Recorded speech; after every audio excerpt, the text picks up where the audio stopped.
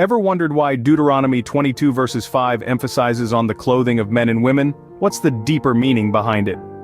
Indeed, this passage from Deuteronomy is one that has sparked many a debate and discussion. Not just for its mention of clothing, but for the cultural and societal implications it carries.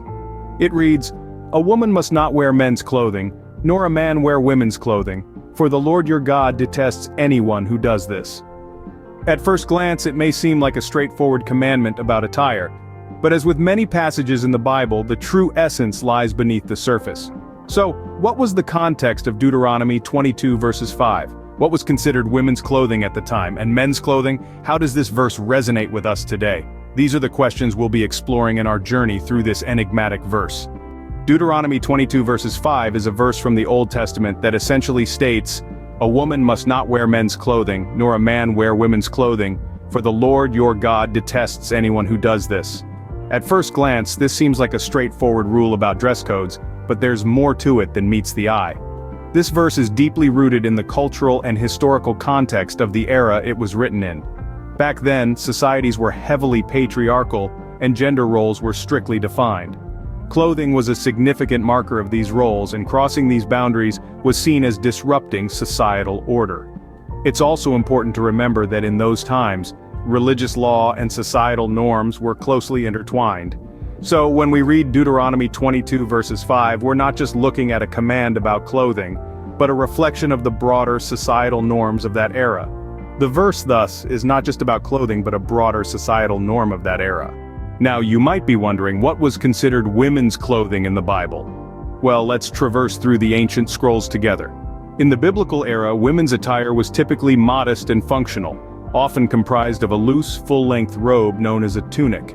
This was usually cinched at the waist with a girdle or belt, and a cloak or shawl was often added for additional modesty or warmth.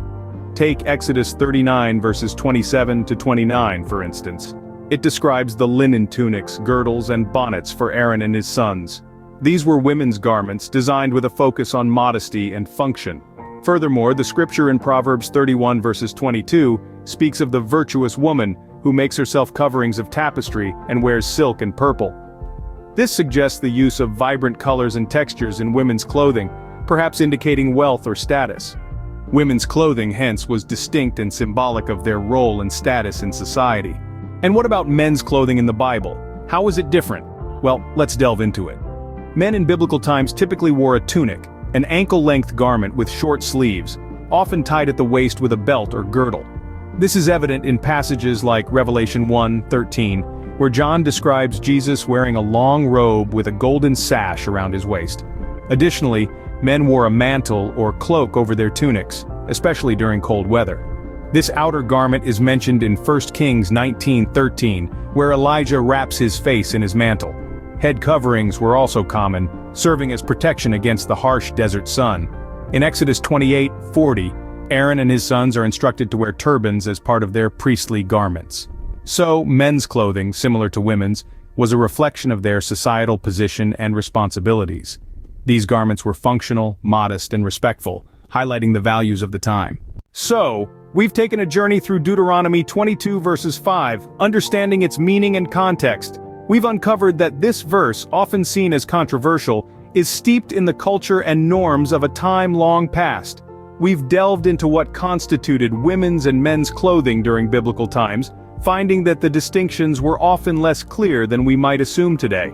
We've discussed how the verse's message is less about the garments we wear, and more about the roles and responsibilities each gender held in society.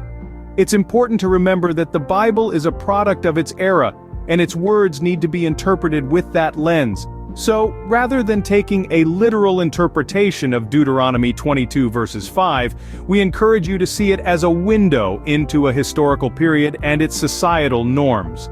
Remember, the Bible is a rich tapestry of teachings, and every verse has a context. Keep exploring, keep questioning, and keep growing in your faith. Don't forget to like, share, and subscribe for more insightful discussions. Thank you for watching.